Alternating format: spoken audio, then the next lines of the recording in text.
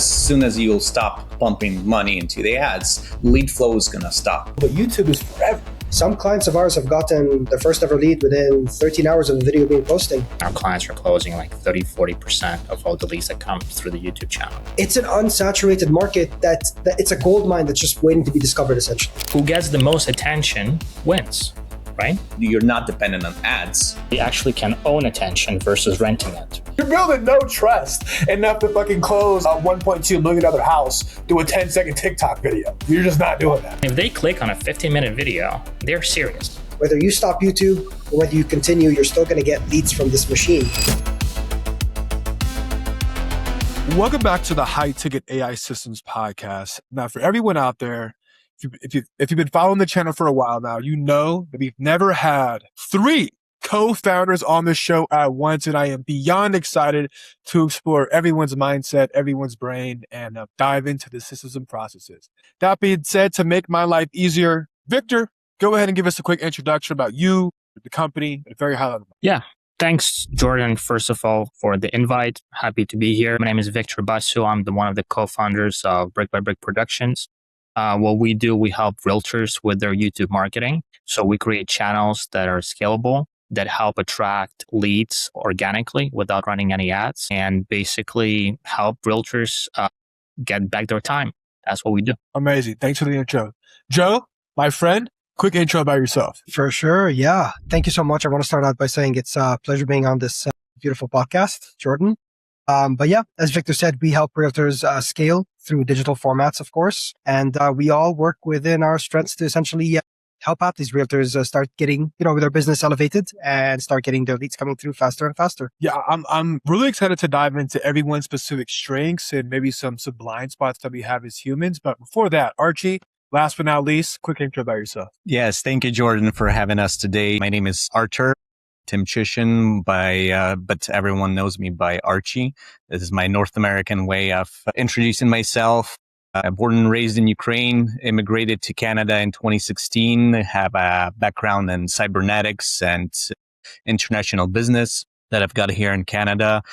I've been in marketing myself since early pandemic 2021, I want to say, and been working with realtors since then, pretty much. Was focusing more on the lead generation through Facebook ads, and then transitioned towards the YouTube through a different company. And recently, we've gathered around with my fellow folks and decided to create BrickByBrick Productions to help real estate agents to generate qualified leads through YouTube organically without the help of any paid ads, as the guys already mentioned. And that's where we are here today. That's amazing. Archie, you're going to make me feel like an asshole for a second. I'm like, I swear your name is Archie. There's no way I got your name wrong, but okay, good. Thanks for the correction there. Now, before we dive into the nitty gritty, I would love to understand how all of this transpired. Archie, we got your quick background, worked with a couple agencies in the past, and then made a pivot to launch and start this company here.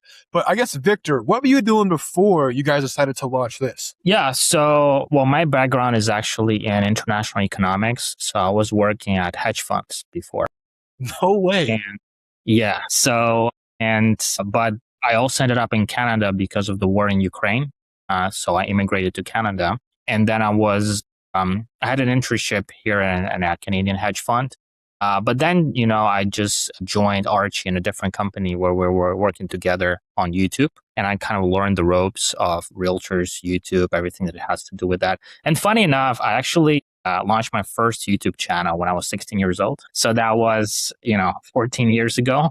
So I'm pretty familiar with the platform and I love it. And then I kind of learned a lot about the real estate market. And then, we decided to do our own thing because, there's nothing better than working for yourself. And if you want to be, in charge of your own destiny, that's what you do. And that's what we decided to embark on this journey. Amen, my man. I was just talking to my massage therapist yesterday because I see her on a monthly basis. And I was explaining that exact fact. Being an entrepreneur, being a founder, it is so challenging. Sometimes you want to hang yourself. Sometimes you want to jump off a bridge.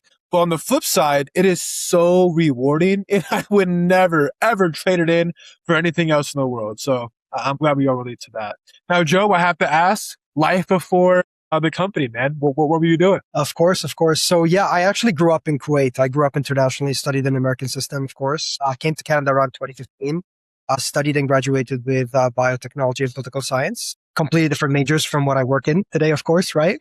Archie and me did work together for quite a bit, actually, in Accenture, a company prior to this marketing firm, of course. We did some meta ads together, worked with a lot of companies. And then I got to meet our awesome Victor about a year and a half ago, when we worked for another agency together. And here we are. That is amazing. Okay, so for the individuals that worked in hedge funds, Victor and Joe worked in political science, you said? Yeah, biotech and political science. Completely different fields. Yeah. Yep. So I bet you guys offer a very interesting perspective when it comes to business and when it comes to marketing and obviously scaling real estate agents via YouTube, because you're not like, that wasn't your bread and butter. You didn't come up in that industry. Now, that being said, would you guys feel like you do offer a new perspective into into scaling companies? If yes, would love to get your guys' take on. Or Victor, I feel like you're going to be Well, I would say, traditionally marketing agencies, they're very ads dependent. So they're spending huge budgets on Facebook and Instagram ads, and that's how they ran their business. And the way we do things is a bit different, right? We focus on the referral side of the business, where we actually provide excellent service for our clients, because client centricity is very key. And unfortunately, many people in our space, they lack that, because it's more of a numbers game for them versus relationships. And I think that's where we're very different, because we built very strong relationships with our clients, and then they're very happy. They're doing great in their business. And then they're referring clients to us, because we have a referral program, and that's how we grow. And in me having a, economics background, I also look at things through a different lens. So we're very, efficient capital allocators. So we don't like wasting money, and we only, embark on projects that make sense. And, we are disciplined.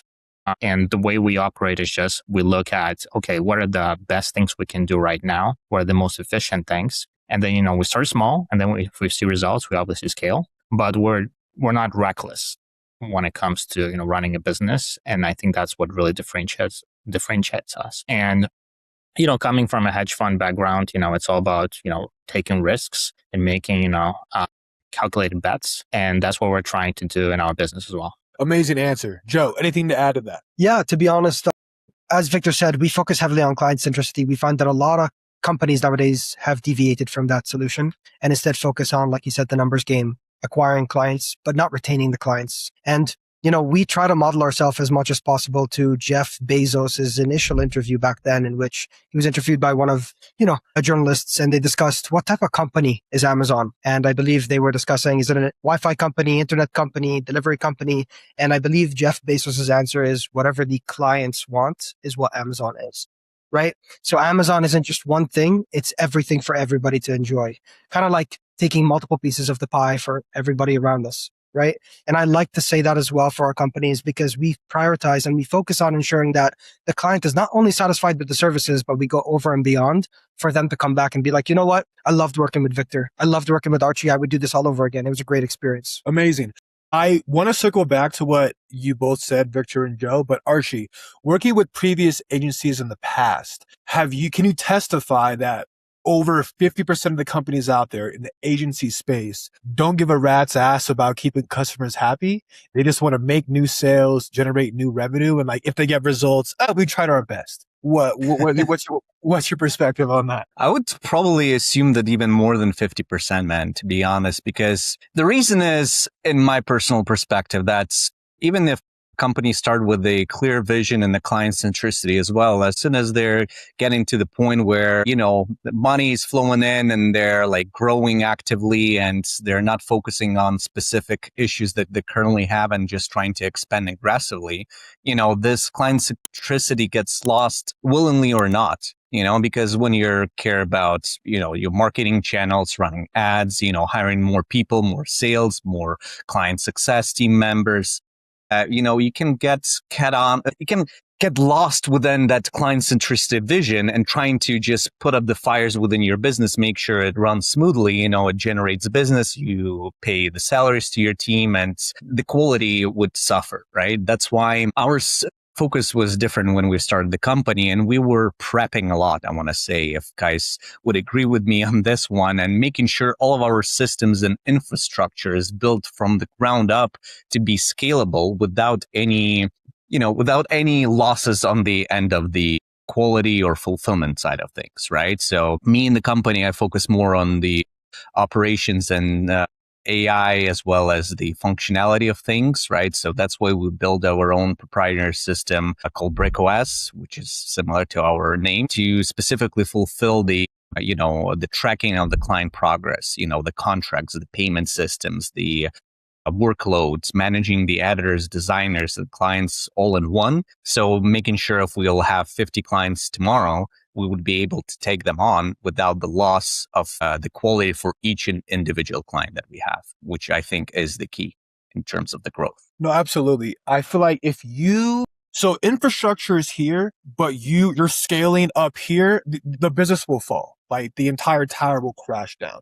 You have to build the infrastructure. And I learned this the hard way when I was first coming up. I was like, oh, like business is good, marketing's dialed in, I'm making sales, but the infrastructure was just like simply put dog shit. Like it was just not there to like actually hold up and sustain the business. So lesson learned on my end, but completely agree. Great answer there. Now, circling back to Victor, when you were working in hedge funds and you're essentially trying to get people to invest in specific, channels, do you feel like it was relationship selling and really building the relationship first before saying, hey, invest, I don't know, $1 million in this hedge fund? Can you, I guess, dive into that a bit more? Yeah. So the investment business, it has two pillars. You need to fundraise money and then you need to allocate it, invest, right? So when it comes to, money in general, it's a very sensitive topic for a lot of people. So obviously, before anything happens, you have to build a relationship, right? Nobody's going to invest with you if they don't trust you, period, right? So before they trust you, you have to earn that trust, right? And you have to build relationships. So obviously, relationships come first. I mean, money business overall is very relationships driven. And then obviously, once you have the relationship done and, people invest with you, you have to execute. You have to prove that you're worthy of the capital. So you have to actually be a good investor as well. And it's very rare when you have two skills in the same person, because fundraising and investing are very different things. So usually hedge funds have one person that's really good at fundraising and relationship management, and another person is really good at allocating and investing the money. And you possess both skills, I imagine. I mean, I try to, there are no limits to perfection, but I think in any business, it's important that, you can keep the relationship good as well as execute, right? And thankfully we have, Joe, Archie, and me. It's not just me alone, right? So we have complementary skill sets that really help us run the business. Because we're not, kind of going into each other's gardens and trying to, build something that's not really our strong point, right? So I think that's also really important to have co-founders who complement your skill sets and not just have the same things that you have. Absolutely. And I definitely want to touch on that. Before I do, I think you said something, everyone collectively said something vitally important. If we were to take, industry average cost of acquisition, arguably, it's roughly the same plus or minus 20. Okay, let's just say it's 2K plus or minus 20% of 2K for cost of acquisition. And a lot of companies, from my experience, I fell victim of this, do everything in our power to decrease our cost of acquisition to essentially zero. But again, industry average, it's always going to be plus or minus 20%. But you know what is infinite, guys? And you guys already know, it's lifetime value. It's customers paying you month over month. It's upsells, it's cross sells, it's downsells, it's referrals, that freaking zero cost of acquisition there, right? And you guys really, really drill that in, which is freaking fantastic. Now, Joe, I have to propose this question, my friend. With your background, are there any tips, pointers, tricks that you can give the audience when it comes to actually building relationships? Because you came from not a digital marketing sales background at all. Very, very, I don't want to say left brain, but like a different side of your brain you had to utilize. And eventually you're in this industry. So what are some skills that you acquired along your journey? And how do you apply that in today's world? For sure. No, great question. From background sense, I would say I'm heavily into the research side and data science, right? So you can somewhat say it could be applied into the marketing sense, of course, right? Definitely. But the best way to answer the question here is working, as Victor said, complementing each other one-on-one to ensure that we can build the relationships with our clients and maintain them based on our strengths, right? With the previous agency that we were working at, Archie was our actually CSM manager. So he was in charge of the operations. And of course, he taught me the ways around handling clients, how to address situations, and how to put your emotions aside, of course, to ensure that you physically execute the project and ensure that you're on time. Always, of course, right? While overdoing it for the client so they can always be, satisfied and ensuring that they're always coming back to you to work with you. But the best way I would say is to ensure that you're always listening to what the client wants at the end of the day and, jot that down and ensure that you can fulfill it and don't overpromise. Because when you do overpromise and underdo, that's worse than underpromising and overdoing. No, absolutely. Right? Great answer, Joe. Thank you. Quick question. I want to dive into everyone's skill sets and how you guys divvy up responsibility, given the fact that there are 3 co-founders. But I want to ask this question on a selfish note because I'm actually dealing with this kind of recently in my business. But let's pretend for a second you ask the client to do X, Y, Z in order to achieve A, B, C outcome, right? And you ask them maybe once, twice, maybe 3 freaking times to do the damn thing. But they're just simply not doing the damn thing. Like, how do you guys approach that specific client where your emotion is out the window? It's pure logic and you can like come to the cool, calm, collected. Like, is it a Slack message we send? Is it like, hey, let's jump on a call? Or is it email? Like, what are your guys' pointers on that? I would actually love that right now. No, great question. I'd like to start that honestly. I think with BrickByBrick, where we stand out is our coaching side, because we're not just a typical marketing agency that's editing videos and uploading them on YouTube and, of course, showcasing it throughout Google and other services, right?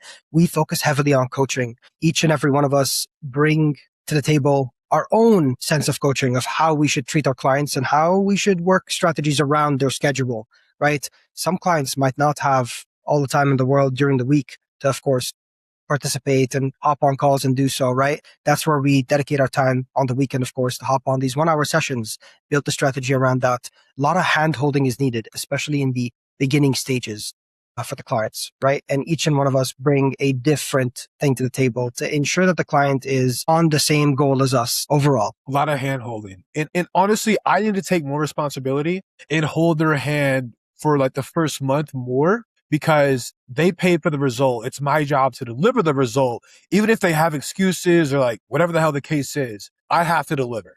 So I take more responsibility and hold their hand. I like that.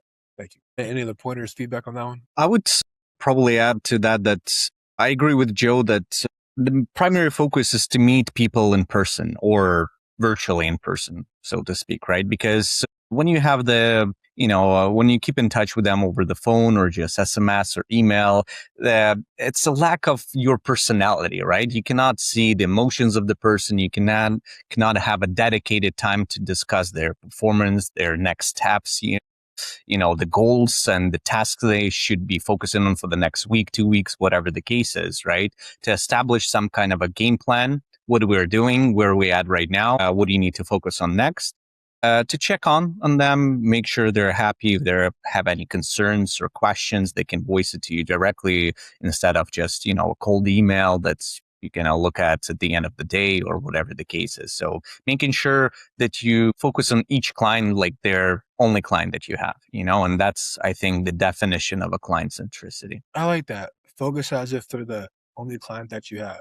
Like they're the only girl in the world if you're dating a girl. You know what I mean? I like that. Yep.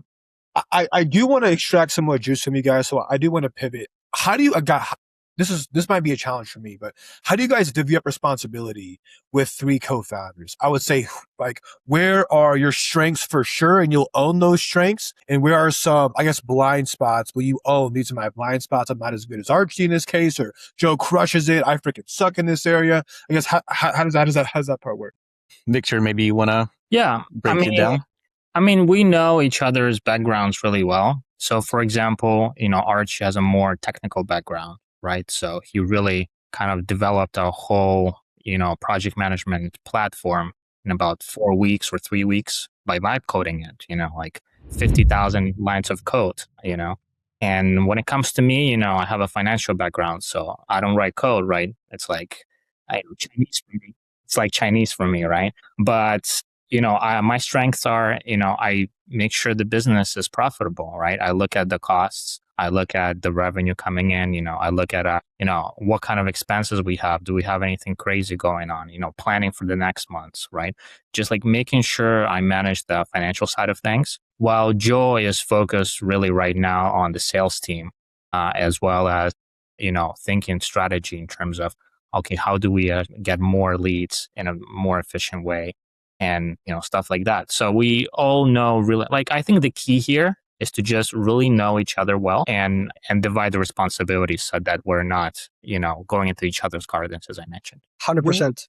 Go for it, Joe. Go for it. Yeah, I was going to say, I'm so thankful to have Archie and Victor on, with BrickByBrick, of course, and being with BrickByBrick, of course. If it wasn't for Victor managing our MRR, ensuring that we're not going over expenses and so forth, it'll be like any other company, right? We'd go bankrupt and so easily. And if it wasn't for Archie creating the BrickOS to ensure that these clients are responsibly keeping track of their projects. And of course, further, we're building a lot of more AI automation tools, so forth, with Archie and our dev, of course, right? So collecting all that information and having that for the realtors on hand for them to utilize these census and so forth, of course, right? To cross-reference with YouTube to ensure that they're not just making any type of video, but producing the right evergreen video, of course. This all builds within the team, right? So I'm very grateful. When you guys first launched, really quick, when you guys first launched the company, was it challenging to understand everyone's strengths, everyone's blind spots? And what did you guys do to combat that? Was it like just pure communication? Like, hey, XYZ, like, I got this. I suck at this.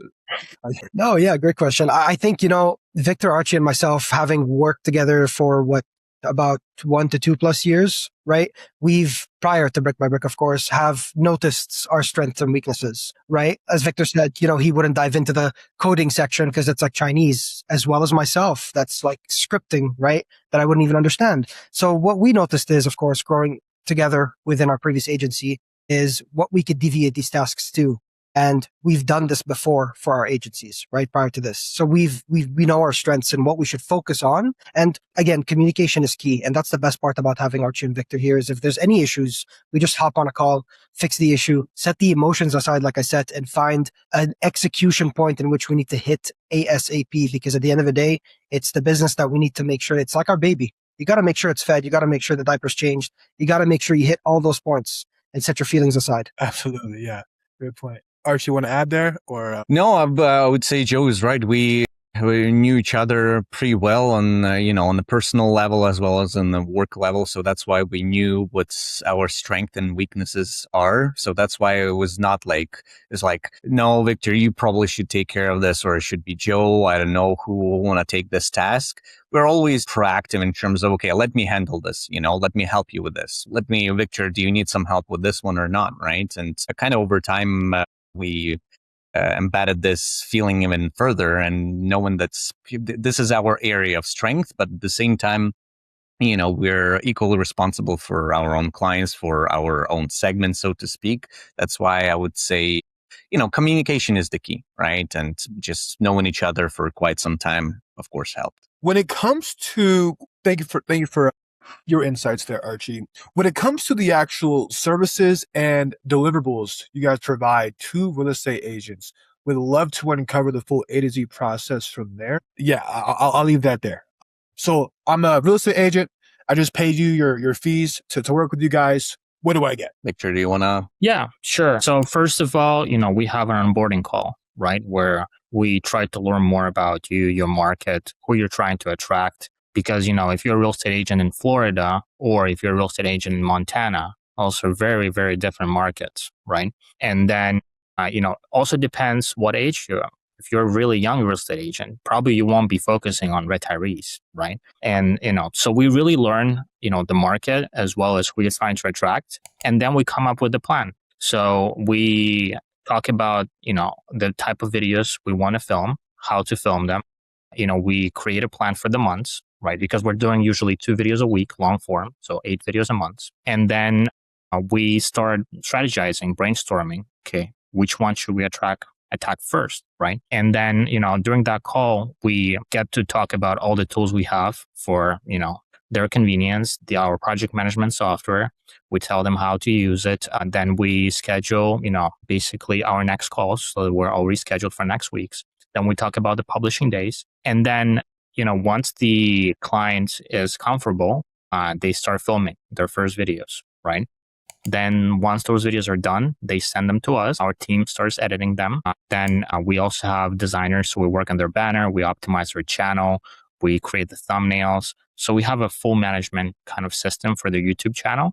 The only thing they have to focus on is filming the content itself, right? And then once we have all of that done and we have, let's say, 4 videos fully edited, that's when we can launch the channel. And, obviously the work keeps on going because we start looking at the analytics. We start looking at the data that comes in. Okay, from where people are watching, what are they watching, for how long? And that helps us in creating the next videos because now we have the data that is useful for the, content creation. And then we go from there. So it's a very close-knit partnership.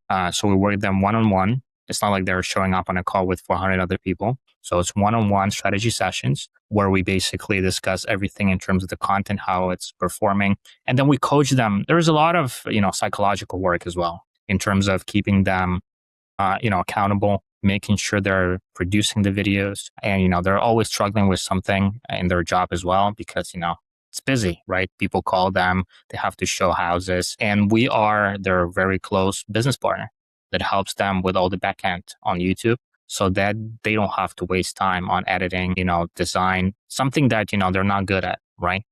So it's very good to work with a team that knows it best. And we already have the experience and the track record and the numbers to prove it. So yeah, they get a full service basically. So they don't have to worry about any additional expenses. And they know that they have somebody behind their back, holding their back for them so that their YouTube channel becomes successful. I have a question. Do you find any people are hesitant to produce content because they're like, I'm not good on camera, I'm not a content creator, all of that stuff? And then how do you combat? I would say most of our clients, maybe not most, but like 70% definitely of potential new clients would have that objection right from the start, right? Because, people don't have experience, as you said, being on camera shy, don't know what to talk about. And that's where I would circle back to the coaching aspect of things. Most of our clients that we work with and who are successful on YouTube and making 6 figures specifically from YouTube with 0 ad spend or any other marketing spend other than YouTube, that had the same issues, right? And that's why we hold their hands throughout the entire process. We talk about what to film, how to film it. We set up the goal so they would go out and film their content. We would meet again in a few days, review that content together, provide our feedback on how to start the video. Here's the areas of improvement. This is what you did good, and do it one step at a time. The first video is done, move to the next one. Talk about what's the topic. Here's the examples you can watch and look at before actually going out in the field and recording some content, and refining this process to the point when they're comfortable with doing that. And it becomes just a regular habit, booking off a few hours in a week, to go out and film some content. And usually after first month or so, depending on their background, they're comfortable enough to do this on their own with not as much of the involvement from our end. And of course, still continue the coaching aspect of things, review things together and see how we can improve it further. But it's just battling that first initial stage of, recording the first content, make them feel like they're doing great and making sure that there's nothing to be, ashamed about when you're on camera, because this would actually sell on YouTube, the authenticity aspect of it, just being yourself, acting like you would be on the house shown with a client of yours, right? And that's what attracts other people when they're watching their videos on YouTube. Great insights. I think that content creation, like anything else in business, is a skill that can be acquired. And I had to learn that the freaking hard way. And one more thing that I want to piggyback off here is no one generally really cares how you look, right? Like as long as you don't look like just out there and it's like, you just look horrible. But like, if you're just like a normal person, bro, like, okay, how can I phrase that? Like, we, of course, are way more self-conscious than anybody else who's thinking about us. Like, no one's like, oh, look at that person's hair. Look at that person's like skin complexion. Like, whatever the hell the case is, like your facial expressions. Like, no one really cares, like just make the video. They care about what's inside the video. You know what I mean? Now, if you guys could elaborate on what would make a video perform exceptionally well for someone who is in their 20s as a real estate agent versus someone who's been doing this for a long time, maybe they're working the older demographic, they're like 40 years old, 45, whatever the case is, how would you, I guess, tailor those two videos for those two audiences? Can I have a few cents? Maybe Joe or Victor wants to chime in, but I want to, like you mentioned a really great point, and this is the power of YouTube,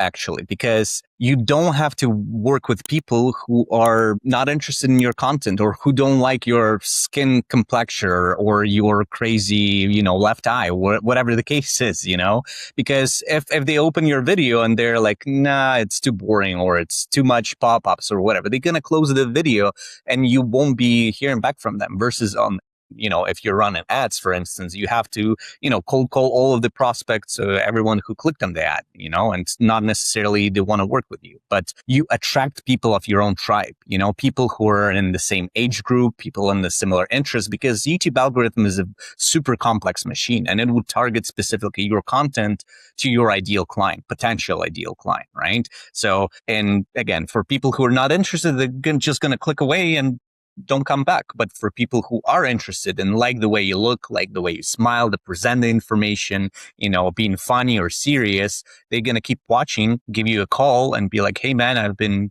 watching you for the past few months and I'm thinking to move to this city. Can you help me out? And this is the best lead you can get. Other than probably referrals. Referrals might be a little bit better because, more personal connection. But, people who've never, or our clients who've never had a chance to talk to their future clients, getting the calls from people who are already in love with them, who've been following them for months, or years or weeks, whatever the case is. And here, like, man, I'm so happy you picked up the phone. Can we please work together? And this is the first conversation you get. So this is in my opinion, power of YouTube. But maybe Joe or Victor have something else to add to that. Great insights. Yeah. If you guys have any, please. Victor, do you want to go first? Yeah, go first. Yeah.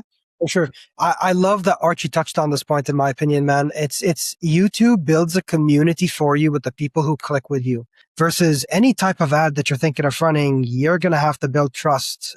You don't have video conversions. It's going to be pretty tough, right? So I think the way we usually attack the type of videos and the strategy is a lot of research is done right now, right? Especially with what Archie's currently building with our automations is we collect census from all around the states of what's working, your walkability scores, other top schools, top parks, top everything, right? Put that together and cross-reference it with what is working on YouTube with other agents, cross-reference their videos and what's trending. However, what's the most important is evergreen. We have to ensure that these videos are evergreen for these realtors so they will forever live on. Whether you stop YouTube or whether you continue, you're still going to get leads from this machine. And the best part is about that is when you start to build a catalog of videos, you don't only just gain trust for your audience members and build a community, but now think of it as a Google business profile review, but instead of just text and wording, you have videos to gain that trust. I actually had a client talk to me, I think 2 days ago, and she was very happy about the first lead that showed up with 4 videos being posted, right? But she kind of gave me the vibe where she's like, the person who called me was very comfortable with me over the call. We were talking for a solid hour. Like I've known them for my entire life. And I'm like, you know what? You're going to have to get used to that because many people watching you will start to understand your personality and your persona and click with you and vibe with you like your best friends for the past 20 years, right? You won't see that because you obviously don't see them through video, right? But that is the best part. You start to not only become a celebrity on YouTube TV, but you start to build a community and get close with people more than you think you know. Yeah, because they have watched an untold number of hours of your videos. Like they could have watched 1 hour, 20 hours. And like, if it's the latter, it's like, I know this person. I've watched 20 hours of their life, That makes total sense. Victor, any keynotes you would add? Yeah, I would say, whether it's a young agent or a more mature one, they will attract the people that are, like them, right? Because on YouTube, usually you'll attract people who are either 10 years older or 10 years younger than you. That's kind of like the range. And then, the biggest advice I would give is just be yourself. Be the same person on camera and off camera. Because as Archie likes to say, authenticity is the new currency. I mean, that's true. Because YouTube is not Netflix, right? We're not looking for actors. We're looking for real people who can provide good information, showcase their expertise and who are trustworthy. And that's all you need for people to reach out to you. So, because, with YouTube, it's more about, showcasing your knowledge and then also adding stories, to those videos, because a lot of things could be Googled, right? But, some things only the locals know, right? And then the stories that you have in those places, that's how you really connect with people. Because let's say, you're a realtor and this new market for yourself, right? So you move there with your family, let's say to Florida, right? And then if you film videos about that, a lot of the other families will connect with you on that because they can relate, right? We also have a family who want to move to Florida, and you see, so, and then if you're single, you'll probably connect more with like single people as well, because you're not as involved in the family activities and, like schools and all of that. So it really depends. But at the end of the day, you will find your tribe, right? Because the people who watch your content, they like you and they will be reaching out to you, right? So you don't have to chase them. And by the time they call you, all the trust is already there. So you don't have to persuade them to work with you. And that's why these leads are really high quality, and our clients are closing like 30-40% of all the leads that come through the YouTube channel. That is the power of YouTube. And what I am going to play devil's advocate. There is a mentor of mine. His name is Jeremy Haynes. He scaled one of his coaching programs to over $1 million per month purely through freaking YouTube. No freaking advertisements. Like through attracting wealthy individuals that sell high ticket products or services. Like, and he's crushing the game. Again, strictly through YouTube. One could argue that it is a long tail. Like you got to produce all this content. It's going to take 6 months and then finally you get some traction. But you guys being on the inside may have some different data. I think, I forget which one of you guys said it, but it was after 4 videos, they had their first lead, and maybe it was you, Joe. 4 videos, first lead, they talked for an hour, and I don't know if it was a sale, but that's besides the point. But only 4 videos brought in a lead. Like, that's freaking fantastic. It wasn't 6 freaking months. So that said, maybe the more analytical person could take over on the data side of like average, if we could speak in law of averages here. How long roughly does it take for an individual to get a lead with work with you guys, or to close their first account? Yeah, great question. I would say average, we're looking around anywhere from 3 to 4 months. We'll start to see a lead come in through a form of a comment, a call, a book with Google Meets or so forth, right? But it all depends on the client and what their location is as well, and how often are they consistent with posting videos. And it also depends on like what you're doing for these videos and the output for the videos and the type of videos, right? Some clients of ours have gotten their first ever lead within 13 hours of the video being posting. Right? 5 leads came in, Archie, I believe. Other clients take to build out. Yeah. That was a record, Joe. You're right. It was a first or a second video published. Yeah. And it was like, 13 hours after the published one, and was a comment on the video. It's like, yeah, this is exactly the house I'm looking for. Can you give me a call? And put in the number. That's so far the record. But right. And like, I would. Sorry, go ahead. Yeah. No, I want to just add that I would agree that on average, it takes around 3 to 4 months of consistently publishing for the real estate agents across North America, I would say, to see their first results in terms of the leads or the deals. Yeah. Yeah. Yeah. And it's like Victor said, right? They're intent buyers. They're not just window shoppers. People are going to be around with you and everything. They're looking to buy. They've already gained the trust. And like with YouTube being the #1 platform for TV, right? I believe we looked at the statistics from Nielsen studies. It was 12.7% of all North America watches YouTube TV, higher than Netflix, Hulu, and so forth, right? So when you have like 2.7 billion users on that platform and only 20%, 26%, I think we said, real estate agents on YouTube, it's an unsaturated market that it's a gold mine that's just waiting to be discovered, essentially. Yeah, I would say, answering your question about, long-term organic strategy with content. Obviously, Rome was not built in one day, right? So it does take time. And, these are more of outliers, who get their first leads so quickly. It just really depends on the market too, how hot it is and how fierce is the competition, right?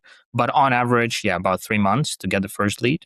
But the good news that if you're staying consistent, it keeps compounding. And, those views keep compounding. And over time, you start getting more and more leads. So usually your second lead comes way quicker versus your first lead because you already have all this traction on YouTube and all these views. So it is a long-term game for sure. But if you want to build a successful business, it does take time.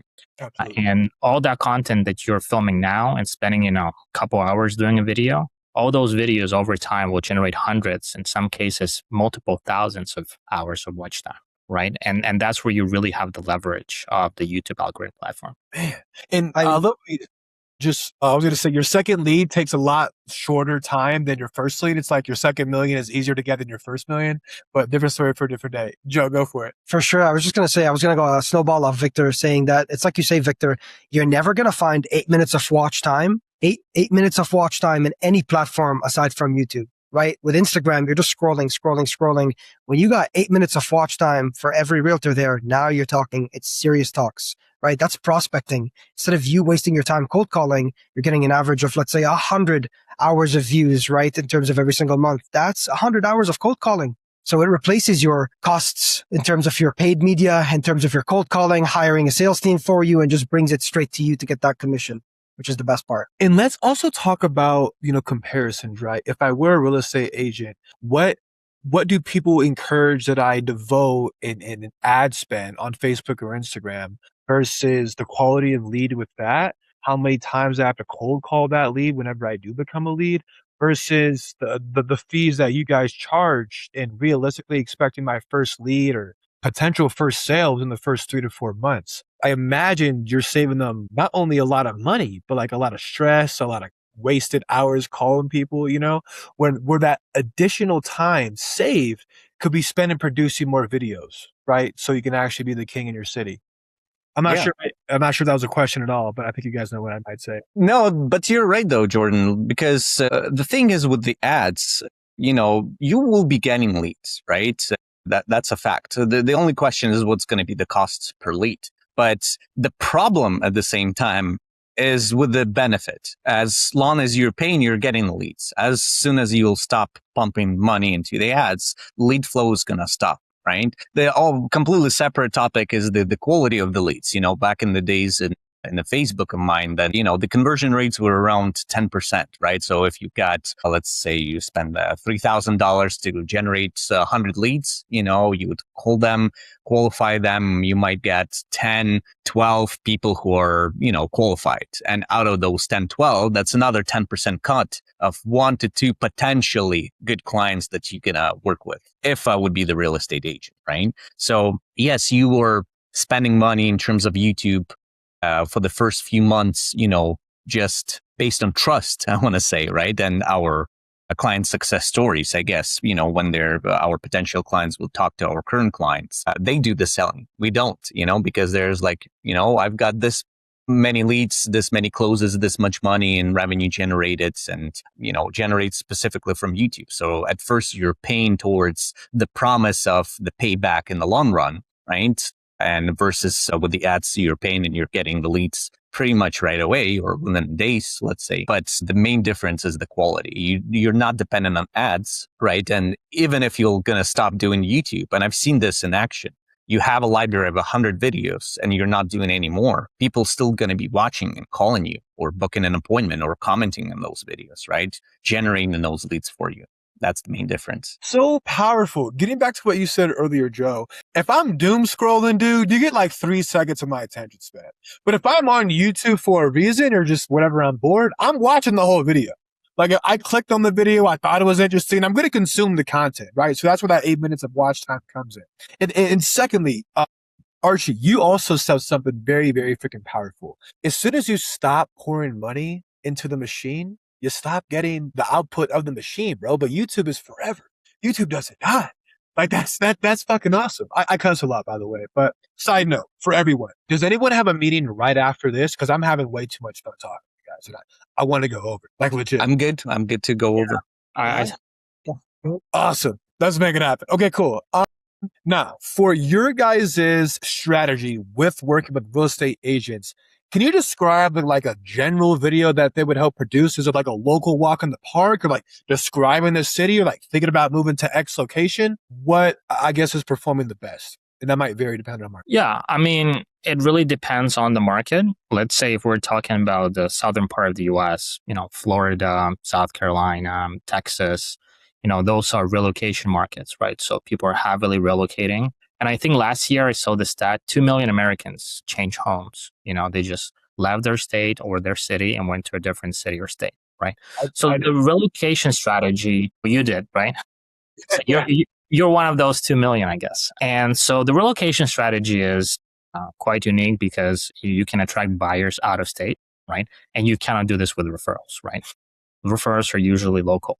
And so you can really showcase the area. In terms of the evergreen topics, neighborhood vlogs are really big, right? Because let's say, you live in Miami, right? Everybody knows Miami, but very few people know about the different neighborhoods of Miami, right? Unless you've been there before, right? So if you do those will perform really well. Because if I were to move to Miami, first thing I want to know, what kind of neighborhoods are there? Like, what would be the best neighborhood for me to live in, right? Then the pros and cons. Pros and cons, people want to know what's bad, what's good. And especially if you're making them in an honest fashion and you're not sugarcoating everything, like people really appreciate, like honest reviews of cities, of neighborhoods, where you have an unbiased view. Right. That's very important. And, like cost of living also big because people want to know. And all of these are evergreen. Right. So that's the key, right? Because these videos, you're not just filming listing videos like most realtors do. They got a listing. They're like, okay, I'm going to film this listing because that's all I know what to do. Right. But that's, a very unsophisticated strategy because in this case, once the house is sold, that video has no more use. Right. Versus if you're focusing on the area itself, that's what really matters because in real estate, everybody knows location, right? The most important thing is location. But funny enough, when they're producing content, they forget about this rule. Yeah, at the end of the day, what really matters is where those bricks were laid, because that's what, the same bricks, 50 kilometers away, totally different story, right? Because it's all about the location. And you really want to showcase the lifestyle too. Because if we're talking about relocation markets like Florida, for example, right?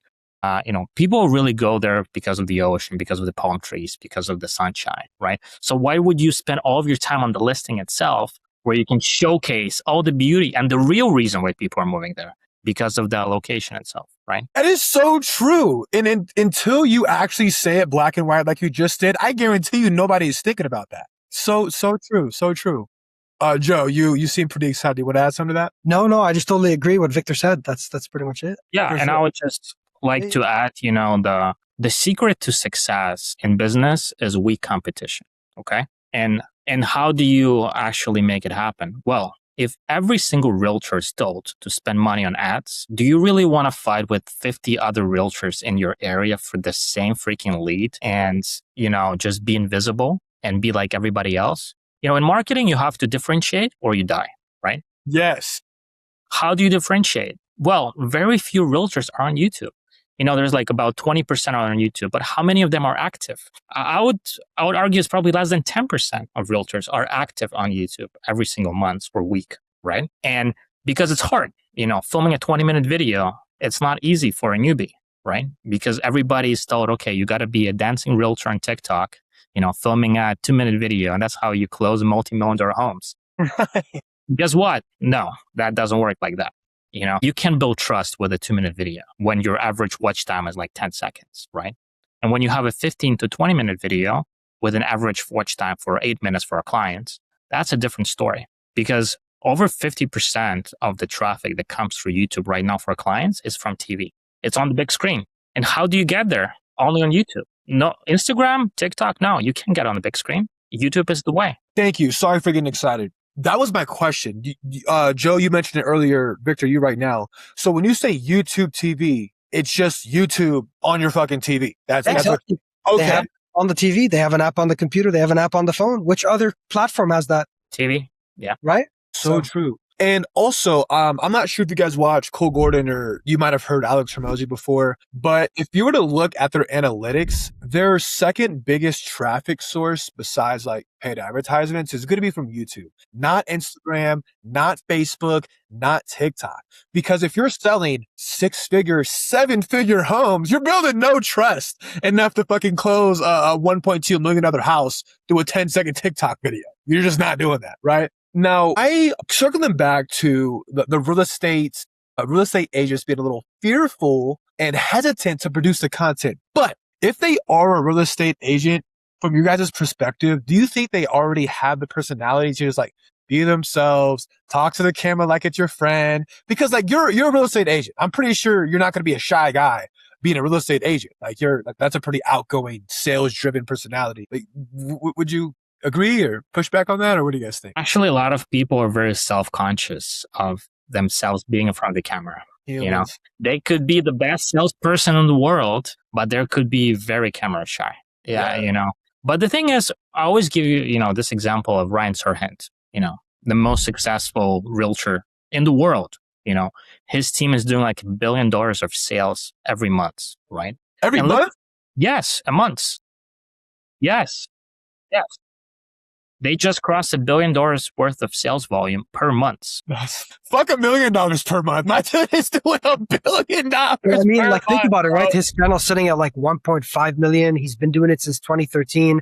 Like, you're going to start closing homes that are 50 to 100 million easy per home. True. Yeah. And look how he's approaching his company, like his brokerage. It's not your typical, you know, brick and mortar, old school type of real estate brokerage. He actually talks about his company as a media company first, not a real estate company, because he knows that who gets the most attention wins, right? Yeah. So he's really big on all the platforms. But if you really look at his very successful, you know, videos, like all these luxury homes in New York for like $100 million, 150, like they get crazy views on YouTube. And he has a lot of subscribers, a lot of traction. And he also has his own Netflix TV show, right? So he understands the power of long form content. And I think that's where a lot of people are just, you know, behind on this trend, right?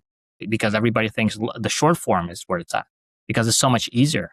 You know, most realtors are on Instagram. You know, it's so easy to do a 1-minute video, but Instagram is more for entertainment. You know, it's hard to find serious buyers through Instagram, right? Because it's a platform for entertainment, right? You just go there and you waste time, right? While on YouTube, people research stuff. Whenever they're in their heavy research mode, they go and they watch these videos to get information, right? And if they click on a 15-minute video, they're serious. Yeah, they're not there to fool around, right? So, and that's just a totally different way of doing things. And then if we compare, you know, organic versus paid, right? So all paid advertising is, you know, interruption marketing, right? Yes. You're doing something and you get interrupted.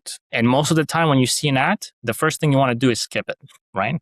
Because it's interrupting whatever you're doing, right? While intent-based marketing, like organic YouTube growth, it's actually people researching something, finding your information, watching it, and reaching out. That's a totally different paradigm of doing marketing versus you're interrupting and you're annoying people.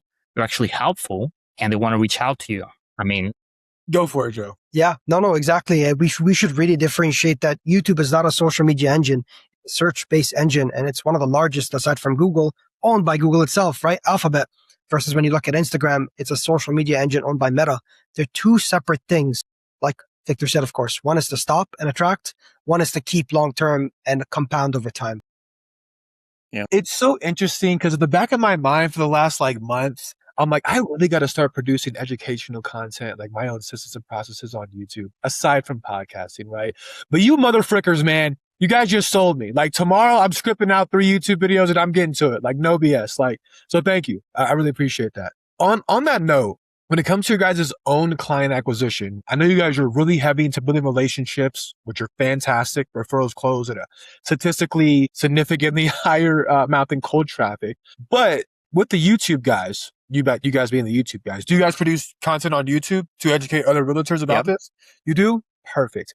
Would you guys mind covering, obviously not like verbatim scripting, but like content ideas that would be applicable to other agencies that are thinking about producing content on YouTube? Like what kind of content do you guys make, simply put? Well, I would say that the primary focus, as you mentioned, Jordan, is the educational aspect of things, right? Because if agents are trying to get on YouTube or in the research phase of like other marketing agencies, you know, of course, this is one of our client acquisition sources is through YouTube itself, right? But because when they would go to YouTube, they would look for marketing agency, lead generation, you know, organic growth, things like that. And like the keywords like that, which we should be coming up in the search results. And I also want to add that YouTube powers not only on YouTube itself, but through Google search and the large language models too, because YouTube videos getting transcribed by the algorithm, YouTube's algorithm. And when people are searching for best real estate agent in Dallas, Texas, you might come up in the results from ChatGPT solely based on your YouTube channel. If you don't have any other websites, Google My Business, Instagram, and things like that, just because you have a big content library on there, ChatGPT or any other LLM can give you as a result based on the search intent that people have, right? That's so sick. I did not know that LLMs were pulling the transcript from YouTube and then using that to feed its own data. That's bad. Yeah. Oh, yeah. Well, I mean, it's machine learning, right? So like they keep feeding it over and over again. And with Google, if you realize they're subtly trying to integrate Gemini into every service. So they're not trying to basically say we're a separate standalone LLM, but now they're integrated. So when you do a Google search nowadays, the first thing that shows up is the AI, the FAQs, the YouTube videos, and then sponsored links and websites, right? So you're top right on the first page. And that's very important. Yeah. Absolutely. Gemini really understands the videos way better than any other LLM because, it's the same ecosystem, right? And in terms of the advice for agencies, I would say the biggest thing is give before take, right? So give value before taking any of the money for your services, right? Because he who services best profits most, right? So you have to really focus on giving value in the beginning so that people can see that, you know what you're doing. You're really providing so good, useful information that they want to have more and they want to work with you. And I think this is the Hormozis, Exactly. I was just about to say it is the method and it's the best method, I think, man. So for those listening, and even me included, what would you say to somebody where it's like, well, I don't want to give away all my secrets because they're just going to steal it and not pay me. Like I'm wasting my time giving away my freaking secrets, man. Like, what do you guys say to that? And what is your mindset to it? For sure. I think I want to start out by saying that just because you gave the recipe, it doesn't mean they can recreate that recipe by themselves. Let me give you an example, right? Yeah. Your grandma probably makes like an incredible signature dish that the family knows. If she gave you that recipe tomorrow, you're not going to be able to pull that off. It's 40 years plus in the works, with love made in the kitchen to create that recipe for you, right? So again, we're not giving the entire recipe out there for everybody, but we're going to give you what's most important for you to succeed out there, right? You're going to need help. At the end of the day, these real estate agents are wearing like 8 hats, man. You can't be an editor and a marketer and all this. Your whole sole focus is to sell the home and cater to the client that's looking towards the right area, right? That's where you have to hire backup and operations to help you build that and scale you further. And that's where we come in. Yeah, I would say, Jordan, ideas without proper execution are worthless. You can have all kinds of ideas, all kinds of secrets. Like I remember when Elon Musk launched Tesla, I think he made public all the patents, right? And, still Tesla is the best EV on the market, right? So it's all about execution.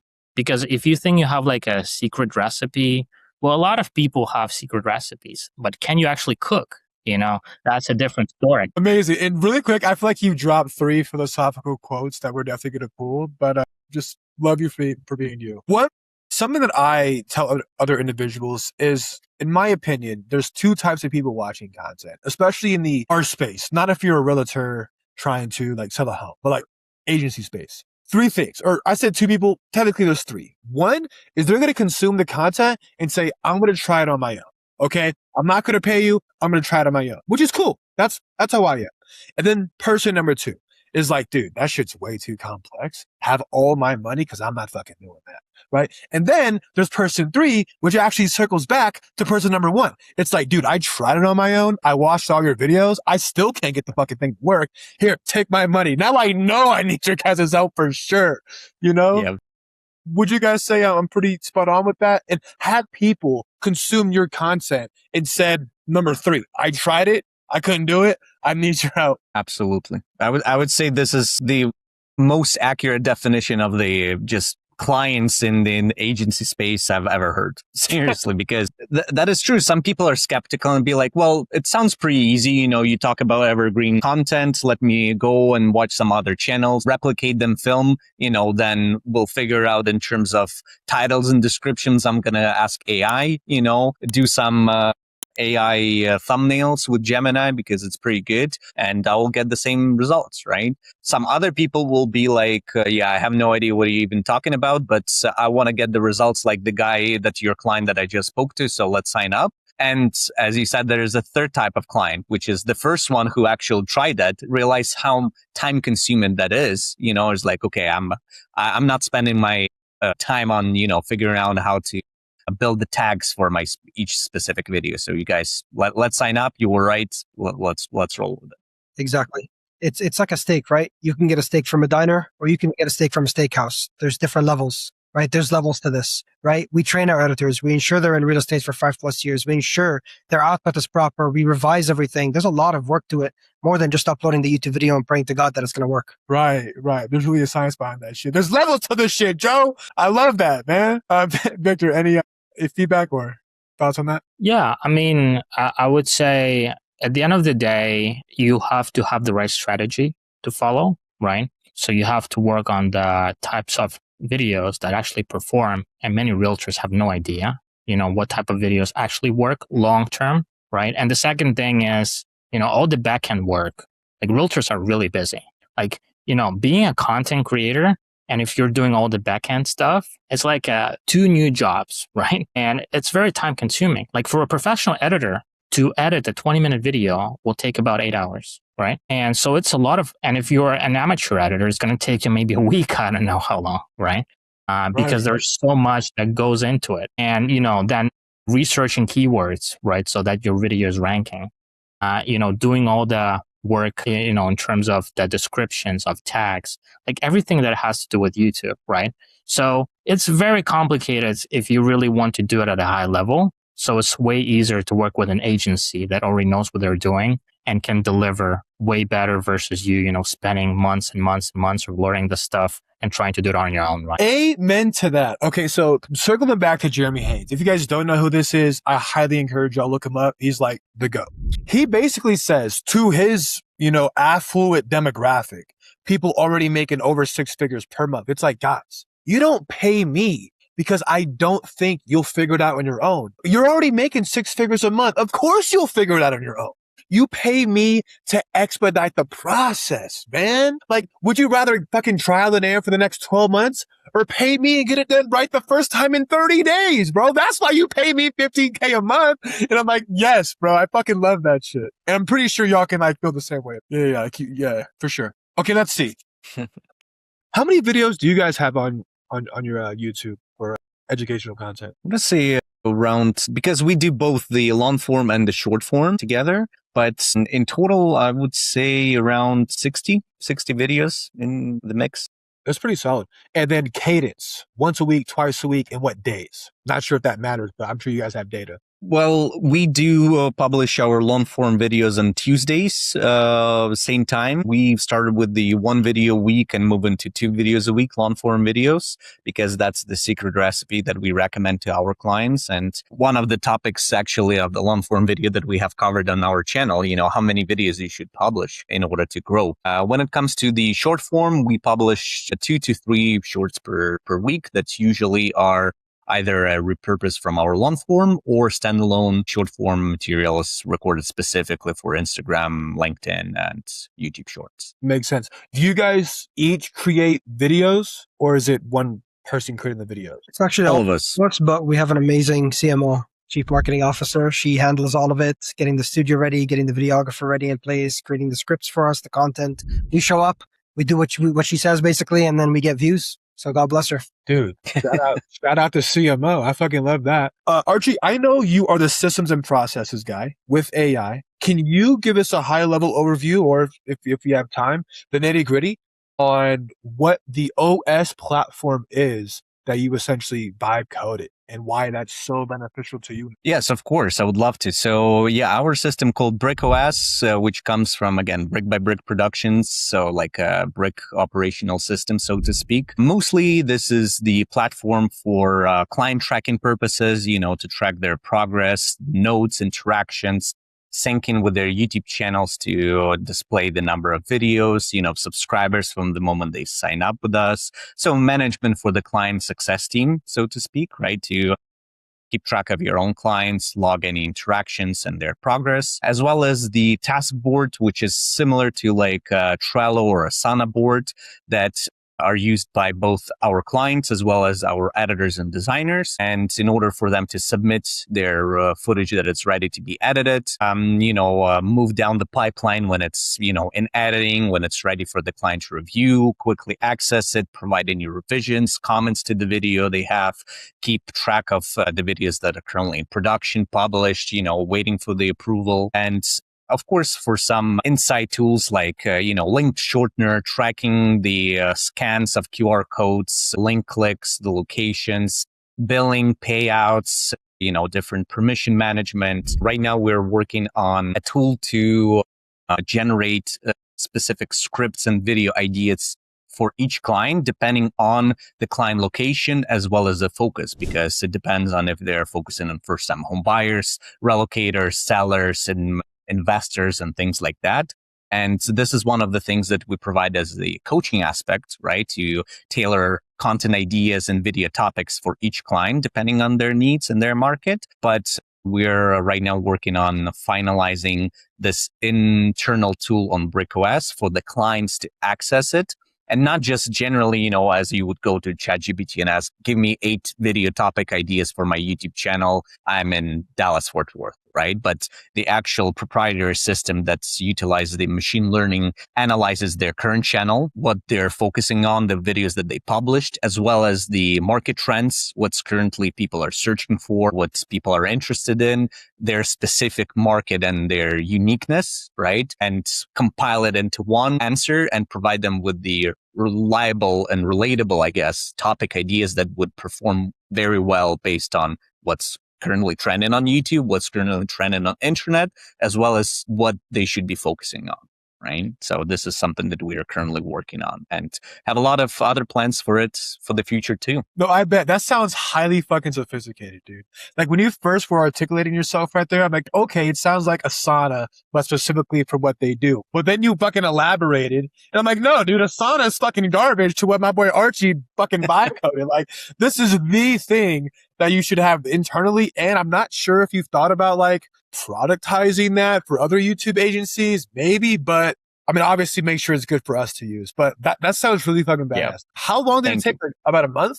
I would say initially to launch the client tracking system itself, it was around a month and about 25,000 lines of code in terms of like, the database for all of your clients, and the workloads. And then we just constantly improving and, fixing the bugs, introducing the new kind of features and things like that, right? So for instance, I was just randomly thinking about the link shortener, not specifically to shorten the link, but for the ability to track the clicks, right? So for example, our clients would have, like a relocation guide PDF or a Calendly link to book a call included in their description and the pinned comment on their bio. So I was thinking it would be great for the clients to actually see and track, for us and the clients to see and track how many people are clicking on those links, where they're clicking from, on which device. So instead of, paying Bitly or any other software agency that already done it, I decided, well, let's spend a few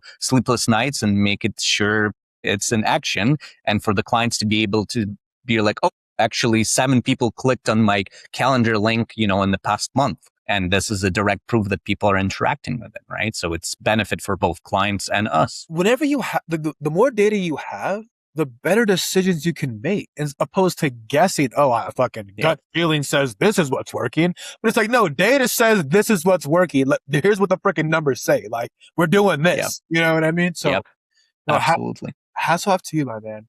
And then from an AI perspective, I am a Claude Code anti-gravity tech stack. But I want to ask you, what's the AI tech stack that you use, like to vibe? Well, I would say Joe is the Claude fan in our trio. I personally a big Google fan, Google Phone, Google Home, everything, Google Watch, and everything related to Google. So that's why Gemini is my biggest friend.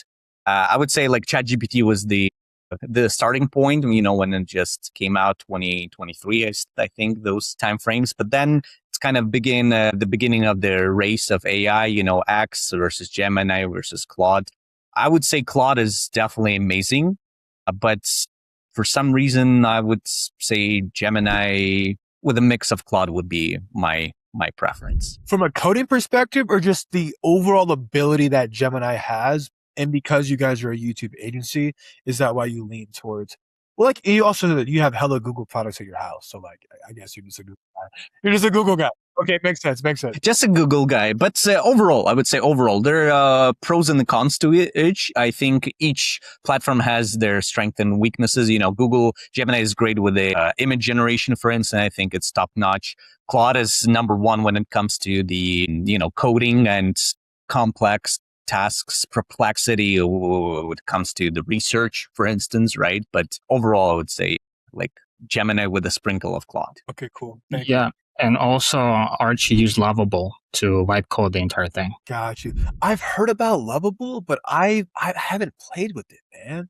So if you can describe to me what Lovable is, like exactly what is that? Yeah, so I've used Lovable to generate the base of it. Like we moved away from Lovable into our own servers to make sure it's, protected and within our own control, because the wipe coding is definitely powerful, but you cannot substitute it from, the true coding, so to speak. So like the initial, what Victor is referring to, the initial months when we started creating our own system and our own client tracking software, instead of, again, relying on third-party services, spending more money, losing some money to other platforms, we decided is like, hey, let's do it ourselves. And Lovable is basically a project that combines, I think, pretty much every other AI agent, like, again, Claude, Codes, Gemini, ChatGPT, everything, all of the models together.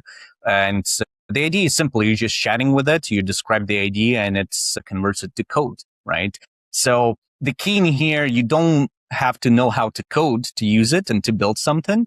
But you have to understand the project management, especially in the software development, because I would say it's way harder if you don't know what exactly you want to do and you have an idea. Let's say, I want this app, but then you'll spend way, way more time to fix things and to tell Lovable what you want each object to do, compared to a person who has the software project management experience who can describe to Lovable what exactly needs, if that makes sense. So you need to be very specific and precise with it in order to save time instead of just typing the lines of code yourself. But you won't be able to save time if you're absolutely not sure what you want to do and you have just an idea, because then you're going to be caught up in this loops of fixing and the things that not working the way you wanted them. I'll give you an example, Jordan. So many people think that just coding is just coding, right? And building something up. But you need to have the architect operation mindset. And that's where Archie comes from with his background of experience, right?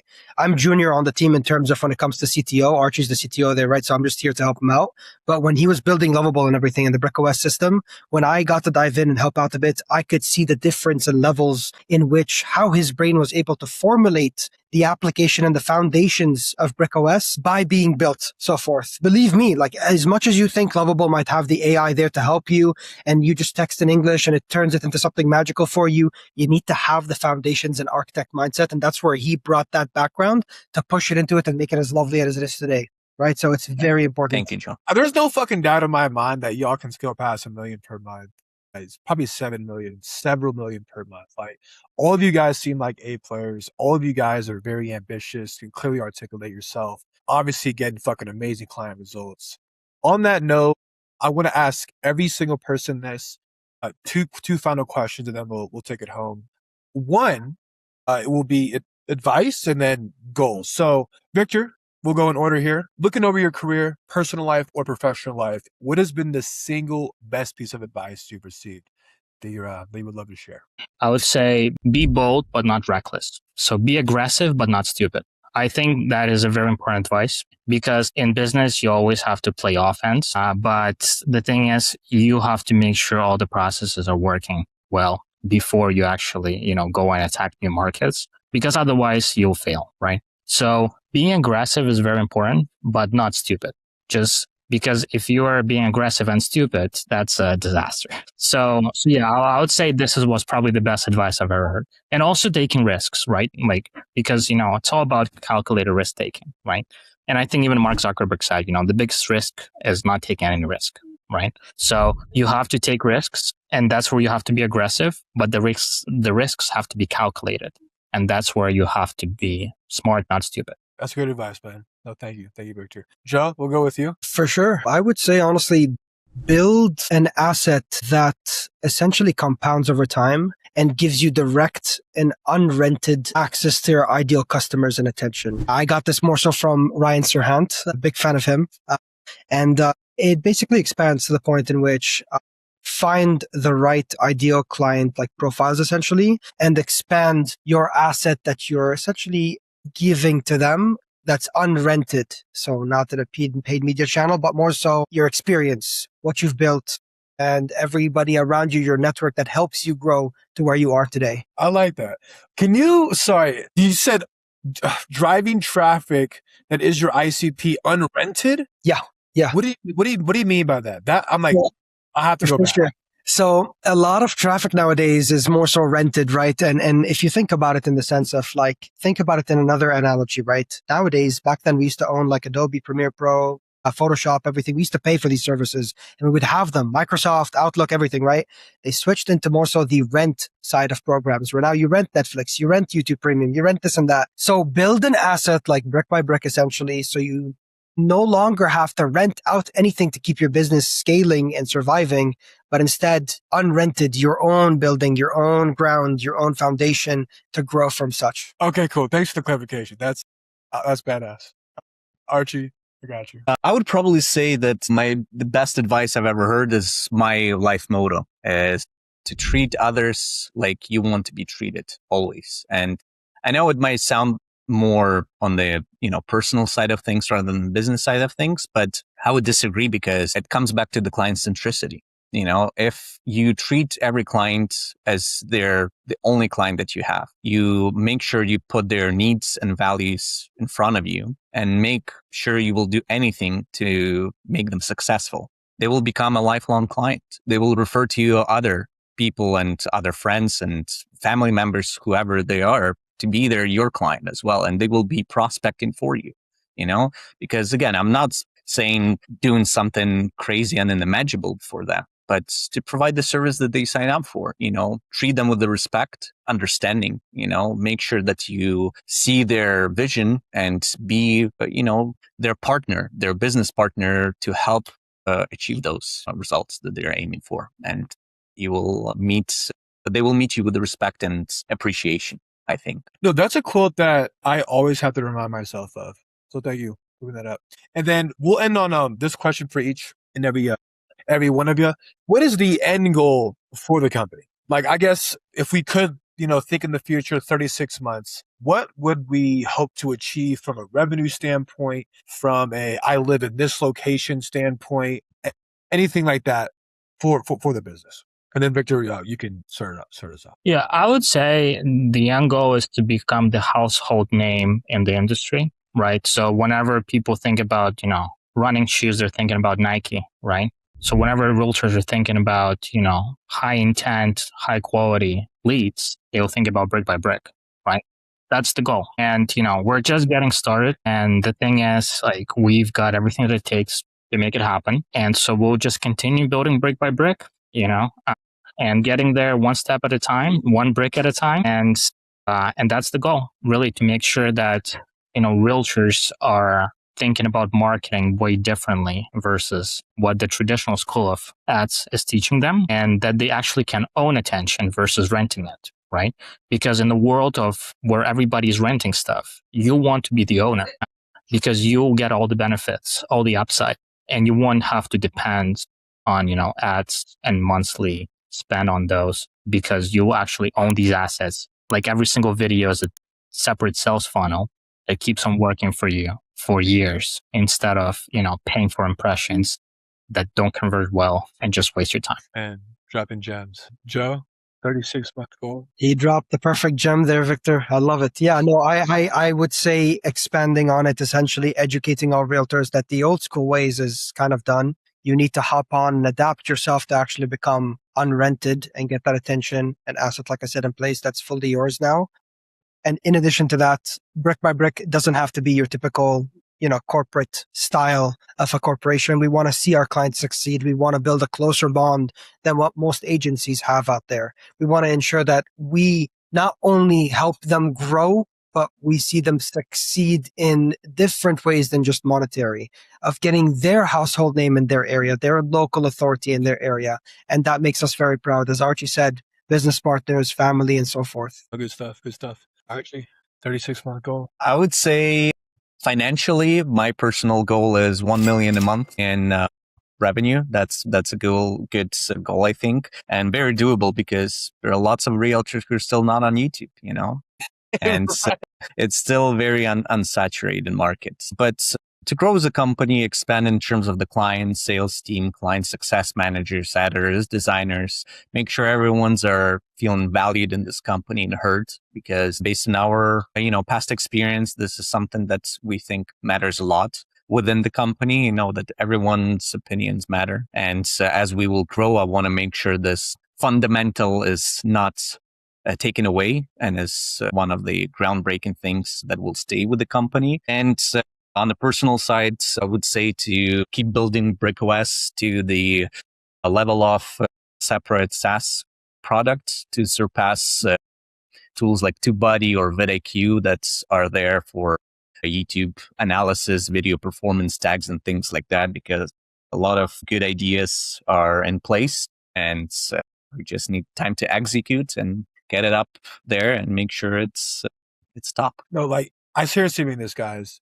There's no doubt in my mind y'all can scale past $1 million per month. Like, with the three of you and all your minds and your work ethic, it's just a matter of time, So time is actually a good Thank thing you. in this case. Absolutely.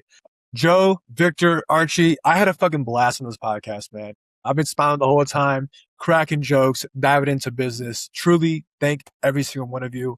It was an honor to have you guys as guests. That being Thank said, you. of course. Audience, thanks for tuning in. And until next time.